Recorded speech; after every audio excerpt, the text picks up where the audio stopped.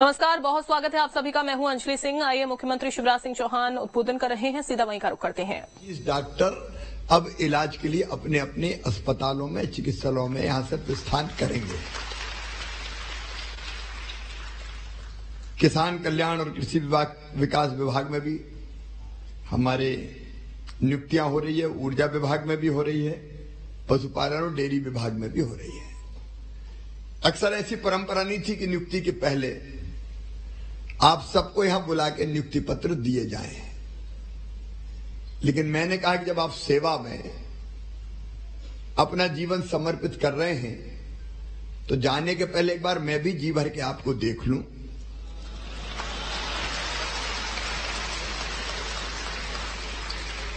क्योंकि आप हैं जो चिकित्सा के पूरे परिदृश्य को भी बदलेंगे। हर एक विभाग का अपना महत्व है। अगर स्वास्थ्य विभाग की दृष्टि से देखें तो हमारे यहां कहा गया, पहला सुख निरोगी काया। सबसे बड़ा सुख कौन सा है? तो हर एक ने कहा कि वह शरीर ठीक रहनी चाहिए। स्वस्थ है तो बाकी सब ठीक है, और बीमार हो गए तो हे राम ओ मां, दूसरा काम करने का सोच ही नहीं सकते। अपने यहां उपनिषदों में भी ऋषियों ने कहा, शरीरम आद्यम खलु धर्म साधनम। शरीर माध्यम है सब धर्मों का पालन करने का। शरीर स्वस्थ है तो आप दुनिया में हर काम कर सकेंगे, और शरीर अगर स्वस्थ नहीं है, हमेशा आप बीमार रहते हैं, तो आप परिवार के ऊपर भी बोझ है और कई बार खुद के ऊपर भी आप बोझ लगने लगते हैं। हमेशा स्वस्थ रहें, ये बहुत अच्छी बात है। लेकिन कभी डेंगू, कभी मलेरिया, कभी कोविड जैसी महामारियां, कभी और गंभीर बीमारियां जीवन में आती ही है। लोग कहते हैं संसार चक्र में लगा ही रहता है। तो बीमार हो जाए तो इलाज चाहिए, और इलाज के लिए कितने बड़े भवन बना दो आप, अस्पताल, लेकिन आत्मा तो है डॉक्टर और पैरामेडिकल स्टाफ। आत्मा है उसकी। आप खुद भी समझते हैं और मैं जानता हूं कि डॉक्टर भगवान के बाद, जनता भगवान के बाद अगर दूसरा दर्जा किसी को देती है तो वो डॉक्टर को देती है। जान बचाने वाला भगवान है वो। इसलिए आपका काम केवल नौकरी नहीं है, ये केवल प्रोफेशन नहीं है, ये जनता की जिंदगी बचाने का अभियान है, लोगों को स्वस्थ रखने का अभियान है। और इसलिए आपका दर्जा सचमुच में बहुत अलग है। उसलिए मैंने कोशिश भी की, डॉक्टर्स का जो हमारा कैडर था कई दिनों से, उनकी कुछ जस्टिफाइड मांगे थी, पिछले दिनों ही हमने उनको पूरी की है, इसलिए कि आप निश्चिंत रह के जनता की बेहतर सेवा कर सकें। मैं आपको शुभकामनाएं भी देता हूं और आपसे अपील भी करता हूं। विभाग को मैं बधाई देता हूं कि आपने भर्तियां भी की है और पोस्टिंग भी, ऑप्शन आपने दिए। आपके लिए भी कहां उपयुक्त हो सकता है। अब आपकी ड्यूटी है कि आप जहां हैं वहां के अस्पताल का संचालन कैसे ठीक हो, और रोगी आए तो स्वस्थ होकर कैसे जाएं। एक तो होता है दवाइयों से ठीक, लेकिन कई लोग कहते हैं आधे तो व्यवहार से ही ठीक हो जाते हैं। ये डॉक्टर तो बहुत अच्छे हैं, बोले ही ऐसे कि आधी बीमारी में से दूर हो गई। सचमुच में ये स्नेह में भी बड़ी ताकत होती है। स्नेह, प्रेम, आत्मीयता का रसायन ऐसा होता है जो आधा अपने आप ठीक कर देता है। तो आप अपनी विशेषज्ञता का तो लाभ उठाएंगे ही, स्नेह और प्रेम की वर्षा करके भी पेशेंट्स को यह विश्वास दिलाएंगे कि नहीं, तू ठीक हो रहा है, चिंता काहे को करता है। मन के हारे हार है, मन के जीते जीत। कई बार कहते हैं कि डरे में लोग मर जाते हैं। सांप ने काट लिया तो वो जहरीला है कि नहीं? सांप के काटने से नहीं मरे, हार्ट फेल हो गया इसलिए डेथ हो गई। तो कई बार ये मानसिक स्थिति भी होती है। इसलिए मित्रों, आपसे अपेक्षा है आपकी चिंता मैं करूंगा, ये मेरा वादा है। जनता की चिंता आप करो, क्योंकि मैं कई बार कहता हूं कि मैं सरकार नहीं, मैं परिवार चलाता हूं। परिवार, ये हमारा परिवार है मध्य प्रदेश, 9.5 करोड़ का परिवार। लोगों का सुख अपना सुख है, लोगों का दुख अपना दुख है। एक आत्मीयता का भाव, अपने ही तो है सब। आत्मवत सर्वभूतेषु, अपने जैसा सबको मानो, तो जैसे मेरा दुख वैसे दूसरे का दुख, और उसको मैं कैसे दूर कर सकता हूं। लेकिन केवल स्वास्थ्य विभाग नहीं, खेती पे तो सब कुछ डिपेंड है। अभी मैं बहुत चिंतित था, बारिश नहीं हुई, 1 महीना बिल्कुल अगस्त खाली चला गया, खेतों में फसलें सूखने लगी है। बिजली की डिमांड, सारे पीएस हमारे बैठे हैं, कृषि के भी, बिजली वाले भी, इन्होंने कहा कि साहब पूर्ति हम नहीं कर सकते। बिजली की मांग और आपूर्ति में अंतर इतना हो गया कि 8-9 हजार मेगावाट लगती थी, अब 15,000 मेगावाट की खपत हो गई, क्योंकि खेतों में पानी देने के लिए हर एक की मोटर चालू हो गई। अब मुझे समझ नहीं आ रहा था क्या करूं, तो मुझे एक ही रास्ता दिखा कि शिवराज चला जा महाकाल महाराज की शरण में और कह दे कि पानी गिराओ महाराज। तो मैं 10-12 दिन पहले ही, पिछले सोमवार को उज्जैन चला गया और मैंने कहा कि कृपा की वर्षा कर दो। प्रार्थना अगर यहां से की जाती है तो सुनी जाती है। और आज अब मुझे संजय दुबे बता रहे थे, अशोक बंडवाल तो खुश हैं ही, चिंता ये कि फसलें अब खराब ना हो। अभी तो खराब नहीं हुई, थोड़ी बहुत कहीं नुकसान हुआ था, पानी से फायदा है, लेकिन इनके डैम सारे भर गए। अब तो पानी की बिजली भी हम खूब बनाएंगे, फसलें भी अच्छी होगी। और मैं एक बात बताना चाहता हूं, मध्य प्रदेश की प्रगति और विकास का आधार खेती है। मित्रों, मैं आपको बताना चाहता हूं कि मध्य प्रदेश की एग्रीकल्चर ग्रोथ कई वर्षों तक बीच बीच में 18+ भी रही है। इतना उत्पादन बढ़ा है हमारा। मैं एक ही आंकड़ा आपको बताऊंगा कि 2003-04 तक 159 लाख मीट्रिक टन अन्न का उत्पादन था, अब हो गया 619 लाख मीट्रिक टन के भी ऊपर। और आप देखिए, ये फायदा केवल किसान का नहीं है। किसान के पास पैसा आता है तो व्यापारी की दुकान चलती है, वो सामान खरीदने जाता है, सबसे बड़ा उपभोक्ता है वो। कोई 4 व्हीलर खरीद रहा है, कोई 2 व्हीलर खरीद रहा है, कोई फ्रिज खरीद रहा है, कोई टीवी खरीद रहा है, कोई कपड़े खरीद रहा है। व्यापारी की दुकान चली तो कारखानों में जो माल बनता है वो उठा तो पूंजी का निर्माण हुआ, पूंजी का निर्माण हुआ तो नया निवेश आया, नए कारखाने खुले। अर्थव्यवस्था का चक्र अपना ऐसा चला कि मध्य प्रदेश की जीएसडीपी जो कभी हुआ करती थी 3-4 में 71,000 करोड़ की, आज 15 लाख करोड़ टच कर रही है, 15 लाख करोड़। और उसी का परिणाम है कि हमारा बजट बढ़ता जा रहा है। मध्य प्रदेश का बजट था 2003-04 में केवल 23,000 करोड़, उसको 1 लाख करोड़ के पार ले जाने में 2012 आ गया। 2 लाख करोड़ मैंने क्रॉस किया 2020-21 में, और इस साल 3,14,000 करोड़ का बजट हमने दिया है। और जब पैसा हमारे पास आया तो आपकी नियुक्ति भी कर रहे हैं, नहीं वैसे ही काम चलाते थे। लाडली बहना योजना भी बना रहे हैं, भांजे भांजियों को लैपटॉप भी बांट रहे हैं, स्कूटी भी दे रहे हैं। तो ये चमत्कार पूरा वर्षा, खेती, ये सब एक दूसरे से संबंधित है। और इसलिए एग्रीकल्चर विभाग को लगातार मेहनत करती रहनी है। सिंचाई 7 लाख हेक्टेयर में होती थी, अब 47 लाख हेक्टेयर में कर रहे हैं, और 65 लाख हेक्टेयर तक अभी ले जाएंगे। तो लगातार प्रगति और विकास का महायज्ञ अपना चल रहा है। बिजली के बिना सब सूना होता है। आजकल बिजली 2 घंटे भी, एक जमाना था जब हम पढ़ते थे तो कभी आती कम थी, जाती ज्यादा थी। सही बता रहा हूं, 2 घंटा 3 घंटा। तुमने तो मामा का राज देखा, वो देखा ही नहीं है पुराना वाला।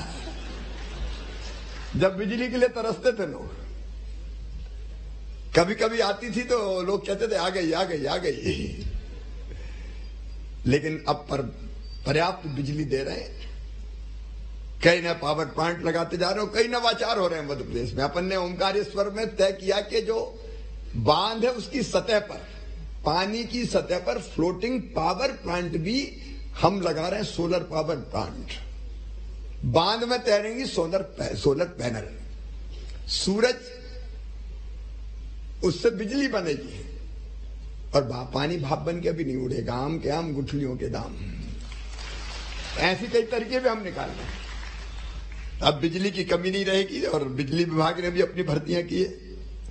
लेकिन देखो, अपना देश ऐसा है जो केवल मनुष्य की बात नहीं करता। हम लोग कहते हैं कि धर्म की जय हो, अधर्म का नाश हो, और प्राणियों में सद्भावना हो। कभी ना कभी आपने लगाया होगा, प्राणियों में सद्भावना हो और विश्व का कल्याण। देखो, ये साधारण घटना नहीं है, ये भारतीय है जो कहता है प्राणियों में सद्भावना और केवल मेरा नहीं विश्व का कल्याण हो। कितना बड़ा सोच है ये भारत का। यही तो सनातन सोच है, और कुछ लोग इसी पे उंगलियां उठा रहे हैं। सनातन को डेंगू और मलेरिया पता नहीं क्या क्या बता रहे हैं, लेकिन सनातन का ना आदि है ना अंत है, ये तो अनंत है, और कोई खत्म भी नहीं कर सकता इसे। कई आए और कई चले गए, लेकिन सनातन तब भी था, सनातन आज भी है, और आगे भी रहेगा। और इसलिए प्राणियों में सद्भावना हो तो पशुओं का भी कल्याण हो। हमने तो एक ही चेतना सब में मानी, मनुष्य मात्र में एक चेतना, इसलिए हम सब एक हैं। और वही चेतना हमने पशु पक्षियों में भी मानी। आज मैं वैसे समय कम है, लेकिन और विषय से भटक भी रहा हूं, लेकिन दिल में जो आ रहा है कहता जा रहा हूं। आप देखो, अपने यहां 10 अवतार माने, उनमें से 3 माने पशुओं के रूप में, 12 है मत्स्य कूर्म, और चौथा नरसिंह का आधा मनुष्य और आधा पशु के रूप में। इसके पीछे भाव क्या है? पशुओं को भी आदर से देखो, आत्मभाव से देखो। 33 करोड़ देवताओं का वास गौ माता में है, उनके बिना अपना काम नहीं चल सकता। देखिए, दुनिया तब चलेगी जब संतुलन हो। तो मनुष्य भी चाहिए, पशु पक्षियों के लिए भी स्थान चाहिए, जीव जंतु कीट पतंगे पेड़ पौधे सब जरूरी है। जब मैं एक चेतना की बात करता हूं तो मनुष्यों में भी है, पशुओं में भी है, पेड़ पौधों में भी है। इसलिए तो बट के वृक्ष की पूजा, पीपल की पूजा, तुलसी का पौधा हमें भेंट किया गया। इसका मतलब पेड़ पौधों के बिना साइंटिफिक तरीके से देखें तो ऑक्सीजन तो वो ही देते हैं, जिंदा ही नहीं रह सकते आप, उनके कारण वर्षा होती है। तो ये सोच पूरी तरह वैज्ञानिक सोच है। नदियों को हमने मां कह के बुलाया। अब कोई मजाक उड़ा सकता है कि नदी कभी मां होती है। मैंने कहा होती है। नदियों के किनारे तो सारी सभ्यता और संस्कृतियां पनपी। सूर्य देवताभ्याम नमः। अगर वो ऊर्जा ना दे तो दुनिया ही खत्म हो जाए। तो जो देता है वो देवता। पेड़ पौधे ऑक्सीजन देते हैं तो वो भी देवता है। पूजो पीपल को, पूजो तुलसी को। ये साइंटिफिक सोच है। और इसलिए हमने पशुओं की भी चिंता की, और इसलिए पशुपालन और डेयरी विभाग ने भी अपने भर्तियां की है। हर विभाग का अपना महत्व है। मैं सबको बहुत बधाई देता हूं, शुभकामनाएं देता हूं। पूरी कर्तव्य निष्ठा के साथ अपना काम करो। देखो, 2 दृष्टिकोण हो सकते हैं। एक ये कि मैं जब इस सेवा में आया हूं तो पूरी जी जान से, जो ड्यूटी मेरी, इलाज करना है तो इलाज करूंगा, कृषि का उत्पादन बढ़ाना तो उसमें लगूंगा, बिजली उत्पादित करना तो उसमें लगूंगा, पशुओं की सुरक्षा करने तो उसमें लगूंगा। दूध एक बड़ा व्यवसाय है, आज भी जरूरत भी है। एक भाव तो ये होता है। दूसरा भाव ये होता है कि अब तो पक्की हो गई जिंदगी भर की,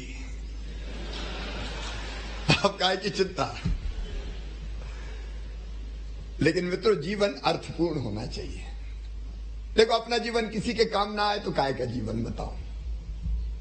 अपने लिए जिए तो क्या जिए, तू जिए दिल जमाने के लिए।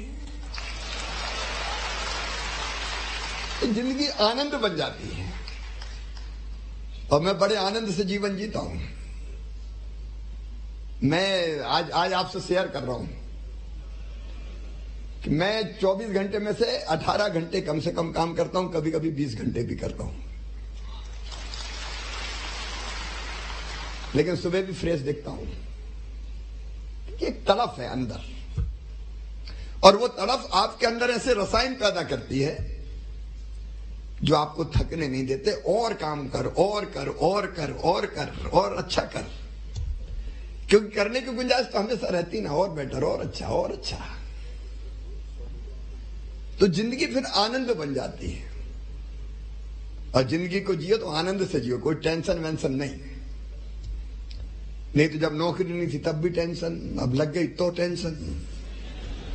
कुछ लोग हमेशा ही कहते हैं कि बड़ा टेंशन है। ये टेंशन शब्द दिमाग से निकाल, तो जो होना है होगा, देखा जाएगा। इस मामले में कृष्ण कन्हैया, उनका सोच जितना वैज्ञानिक है सचमुच में। वो कहते काय कि परवारवा करता है, तेरा अधिकार क्या है? कर्म करना, अपना काम अच्छा कर, बस परिणाम पे तेरा बस थोड़ी है, तो परिणाम की चिंता काहे को करता है? परिणाम अपनी चिंता खुद करेगा। कर्मण्यवाधिकारस्ते मां फलेषु कदाचन। तो अपना काम मेहनत से करो, बाकी चिंता छोड़ छाड़ दो, लेकिन करो मेहनत से और दिल से, ईमानदारी से। एक छोटी सी कहानी सुना के अपनी बात खत्म करूंगा, क्योंकि मैं मौसम थोड़ा बेईमान है और हेलीकॉप्टर के दौरे मुझे सड़क मार्ग से तय करने की कोशिश करनी है अभी। बेईमानी अच्छा ही है, अभी तो और गिर जाए थोड़ा। एक जगह एक मंदिर का निर्माण हो रहा था, तो 3 मजदूर काम कर रहे थे। गर्मी के दिन थे, सूरज अपनी किरणों से आग बरसा रहा था। जो मजदूर थे वो पत्थर तोड़ने के काम में लगे थे, कि मंदिर बन रहा था, उसके पत्थर तोड़ रहे थे। वहां से एक साधु गुजरे, छिटक के एक मजदूर के पास रुके और बोले, क्या कर रहे हो बेटा? मजदूर ने गुस्से से साधु की तरफ देखा, आंख फूट गई, दिखाई नहीं देता, किस्मत फूटी तो पत्थर फोड़ रहा हूं, आगे क्या कर रहे हो? तो बाबा चुपचाप आगे निकले, दूसरे मजदूर के पास पहुंचे, उससे पूछा, बेटा क्या कर रहे हो? तो दूसरा अपेक्षाकृत शांत था, कहने लगा कि बाबा जब दुनिया में आए तो जीना ही पड़ेगा, पेट भरने के लिए मजदूरी कर रहा हूं। बाबा आगे बढ़े, तीसरे मजदूर से पूछा, बेटा क्या कर रहे हो? तो तीसरे का चेहरा आनंद से दमक रहा था। उसने कहा, बाबा देख नहीं रहे, सामने भगवान का मंदिर बन रहा, और भगवान का मंदिर बनने में जो पत्थर लगे, उन पत्थरों को तोड़ने का सौभाग्य मेरे हाथों को मिला है। मैं कितना सौभाग्यशाली हूं, भगवान के मंदिर के लिए पत्थर तोड़ रहा हूं।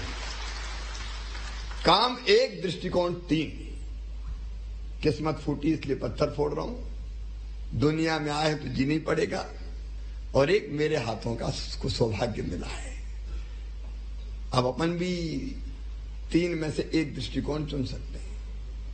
एक सरकारी नौकरी है, सवेरे से लेकर रात तक मरना है, फलाने की सुनना है। अब ऐसा अगर सोचोगे तो जिंदगी बड़ी बोरिंग हो जाएगी। दूसरा होता है कि ठीक है यार, नौकरी है, तनख्वाह लेते हैं तो काम कर रहे हैं।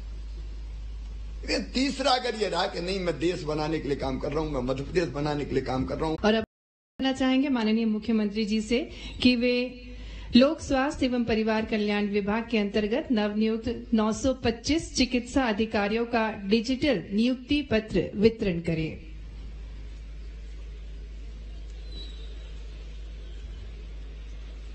लगभग 925 चिकित्सा अधिकारियों को माननीय मुख्यमंत्री जी डिजिटली नियुक्ति पत्र वितरित कर रहे हैं। जोरदार तालियों से हम शुभकामनाएं दें सभी चिकित्सा अधिकारियों को।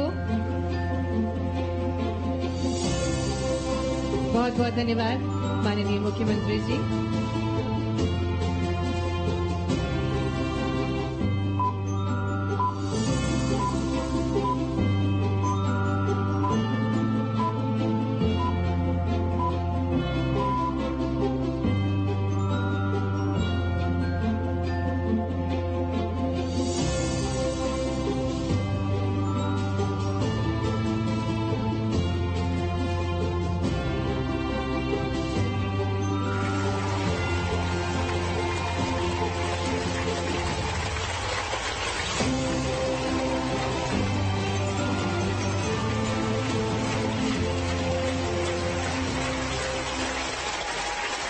ढेरों शुभकामनाएं सभी चिकित्सा अधिकारियों को। और इसी क्रम में हम मंच पर आमंत्रित करेंगे 5 चिकित्सा अधिकारियों को जिन्हें माननीय मुख्यमंत्री जी नियुक्ति पत्र देंगे। डॉक्टर अवनी पंत को मंच पर आमंत्रित करते हैं। लोक स्वास्थ्य एवं परिवार कल्याण विभाग में चिकित्सा अधिकारी के रूप में आप नियुक्त हुई हैं। Doctor Avani Pant, doctor Anjali Singh Chandel, doctor Sonam Yadav. जोरदार तालियों के साथ हम शुभकामनाएं दें सभी अधिकारीगणों को। डॉक्टर सोनम यादव, डॉक्टर नीरज पंथी को मंच पर आमंत्रित करेंगे। डॉक्टर ओम प्रकाश वास्कले को मंच पर आमंत्रित करेंगे। और तालियां बजती रहनी चाहिए क्योंकि इनके जीवन में एक नया दिन, नया सवेरा है। माननीय मुख्यमंत्री जी सभी को शुभकामनाएं दे रहे हैं और नियुक्ति पत्र दे रहे हैं।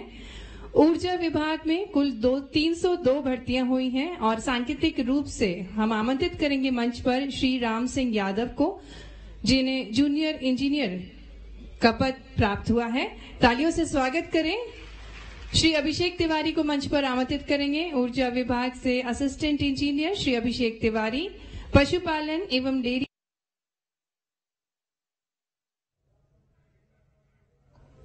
तो आप देखिए, मुख्यमंत्री शिवराज सिंह चौहान को आप सुन रहे थे। चयनित अभ्यर्थियों से उन्होंने संवाद किया है। दीपिका सिंगाड़ को, जो कि सहायक पशु चिकित्सा क्षेत्र अधिकारी हैं। तालियों के साथ सभी अधिकारीगणों का स्वागत करें, उन्हें शुभकामनाएं दें। मंच पर आमंत्रित करते हैं किसान कल्याण तथा कृषि विकास विभाग में आपको बता दें 47 भर्तियां हुई हैं और सांकेतिक रूप में मंच पर आमंत्रित करते हैं श्री जितेंद्र अंजाना को, जो कि अनुविभागीय कृषि अधिकारी हैं। तालियों के साथ स्वागत श्री जितेंद्र अंजाना का।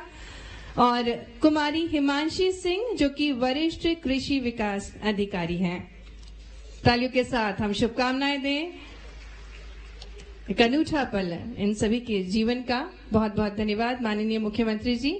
और अब इंटीग्रेटेड डिजीज सर्विलेंस प्रोग्राम शाखा मध्य प्रदेश द्वारा संक्रमण रोगों की त्वरित पहचान तथा रोकथाम हेतु देश का सर्वप्रथम डिजीज आउटब्रेक इन्वेस्टिगेशन मैनुअल निर्मित किया गया है। आशा है कि इस मार्गदर्शिका के समुचित उपयोग कर हमें नवीकृत चिकित्सा अधिकारी किस प्रकार से आपदा का सटीक व त्वरित प्रबंधन कर पाएंगे, इसमें बखूबी दर्शाया गया है। माननीय मुख्यमंत्री जी से निवेदन है कि इस पुस्तिका का विमोचन करें। आइए जोरदार तालियों के साथ हम भी सहयोगी बने इस पल के। इंटीग्रेटेड डिजीज सर्विलेंस प्रोग्राम पर आधारित पुस्तिका का विमोचन करते हुए माननीय मुख्यमंत्री जी, सम्मानीय अतिथिगण, डिजीज आउटब्रेक इन्वेस्टिगेशन मैनुअल महामारी नियंत्रण एवं निवारण हेतु ये एक पुस्तिका बनाई गई है। और अब मैं निवेदन करना चाहूंगी आयुक्त सह सचिव स्वास्थ्य डॉक्टर सुदाम खाड़े जी से कि वे आभार प्रस्तुत करें।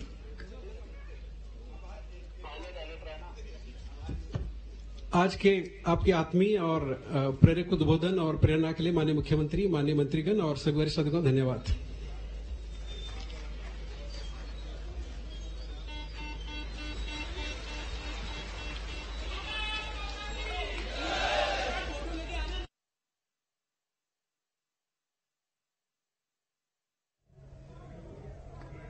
तो चयनित अभ्यर्थियों को एक बड़ा तोहफा मुख्यमंत्री शिवराज सिंह चौहान की ओर से दिया गया।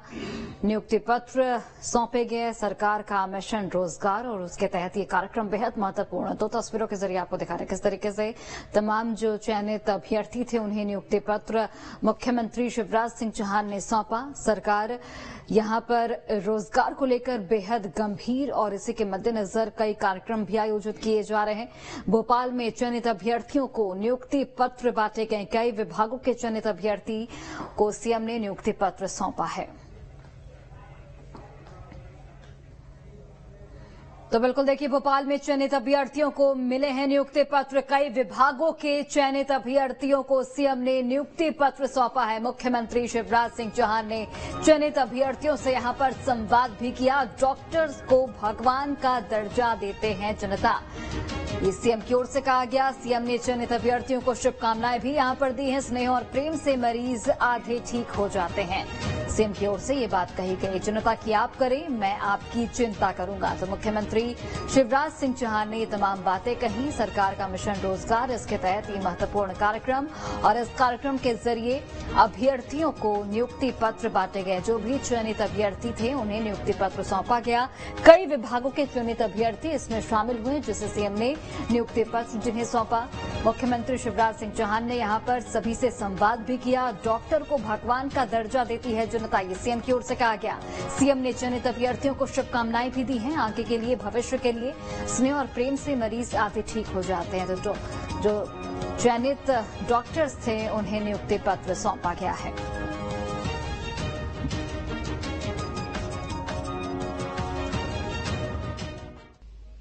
कि डॉक्टर भगवान के बाद, जनता भगवान के बाद अगर दूसरा दर्जा किसी को देती है तो वो डॉक्टर को देती है।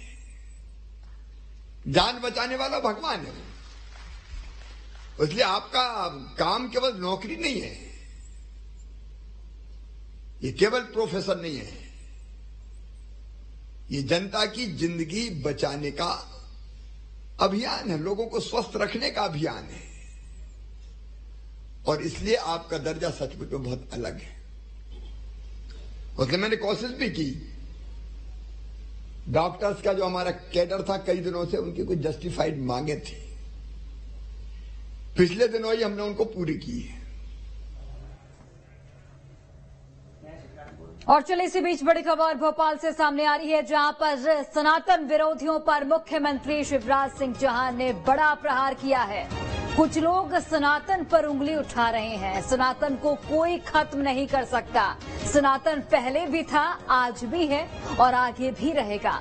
मुख्यमंत्री शिवराज सिंह चौहान ने ये तमाम बातें कही हैं। बड़ी खबर, बड़ी जानकारी आप तक पहुंचा रहे हैं। सनातन विरोधियों पर सीएम शिवराज सिंह चौहान ने एक बड़ा प्रहार किया और निशाना भी साधा है। कुछ लोग सनातन पर उंगली उठा रहे हैं। सनातन को कोई खत्म नहीं कर सकता। मुख्यमंत्री की ओर से ये तमाम बातें कही गई हैं। हम लोग कहते हैं कि धर्म की जय हो, अधर्म का नाश हो और प्राणियों में सद्भावना हो। कभी ना कभी ये आपने लगाया होगा, प्राणियों में सद्भावना हो और विश्व का कल्याण। देखो ये साधारण घटना नहीं है, ये भारतीय है जो कहता है प्राणियों में सद्भावना और केवल मेरा नहीं विश्व का कल्याण हो। कितना बड़ा सोच है ये भारत का, यही तो सनातन सोच है। और कुछ लोग इसी पे उंगलियां उठा रहे हैं।